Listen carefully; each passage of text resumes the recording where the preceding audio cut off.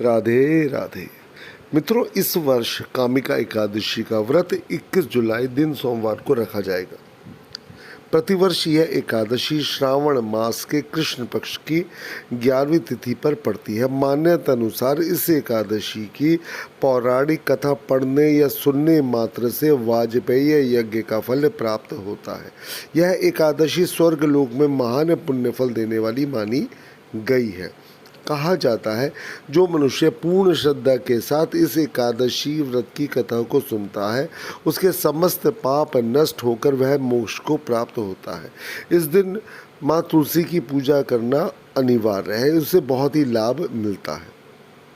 कामिका एकादशी की कथा के महत्व के अनुसार एक समय कुंती पुत्र धर्मराज युधिष्ठिर कहने लगे कि हे भगवान, अब कृपा करके श्रावण मास में मुझे उपाय बताएं जिससे कि सबको आपके श्री चरणों की कृपा मिले, और कृपया करके यह भी बताएं कि श्रावण मास की कृष्ण एकादशी का क्या नाम है, तो कृपया वह बताएं। भगवान श्री कृष्ण कहने लगे, हे युधिष्ठिर, इस एकादशी की कथा एक समय स्वयं ब्रह्मा जी ने देव ऋषि नारद जी से कही थी, वही मैं आज तुमसे कहता हूँ।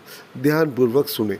नारद जी ने ब्रह्मा जी से पूछा था कि हे पितामह, श्रावण मास के कृष्ण पक्ष की एकादशी की कथा सुनने की मेरी इच्छा है।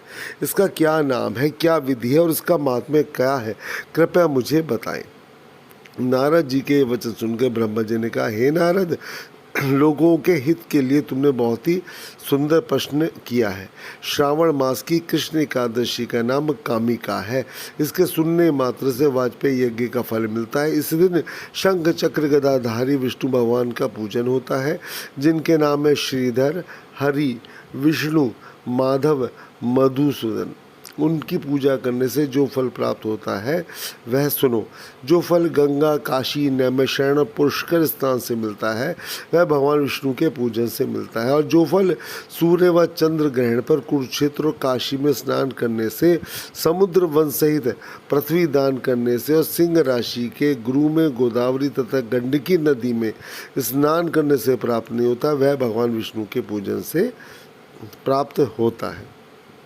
अतः जो मनुष्य श्रावण में भगवान का पूजन करते हैं, उनसे देवता, गंधर्व, सूर्य आदि सभी पूजित हो जाते हैं।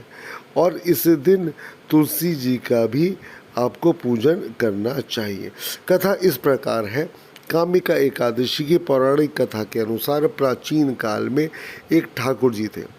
क्रोधी ठाकुर का एक ब्राह्मण से झगड़ा हो गया और क्रोध में आकर ठाकुर से ब्राह्मण का खून हो गया। अतः अपराध की क्षमा याचना हेतु ब्राह्मण की क्रिया उसने करनी चाहिए, परंतु पंडितों ने उसे क्रिया में शामिल होने से मना कर दिया और वह ब्रह्म हत्या का दोषी बन गया। परिणाम स्वरूप ब्राह्मणों ने भोजन करने से इनकार कर दिया।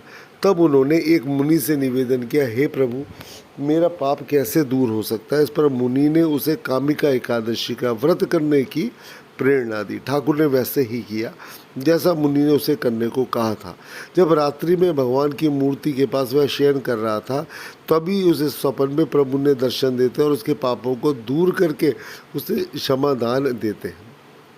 कामिका एकादशी की रात्रि को दीपदान तथा जागरण के फल का महात्म्य चित्रगुप्त भी नहीं कह सकते। जो इस एकादशी की रात्रि को भगवान के मंदिर में दीपक जलाते हैं, उसके पितृ स्वर्ग लोक में अमृत पान करते हैं, और जो घी या तेल का दीपक जलाते हैं वे 100 करोड़ दीपकों से प्रकाशित होकर सूर्य लोक को जाते हैं। ब्रह्मा जी कहते हैं कि हे नारद, कामिका एकादशी के व्रत का महात्म्य श्रद्धा से सुनने और पढ़ने वाला मनुष्य सभी पापों से मुक्त होकर विष्णु लोक को जाता है।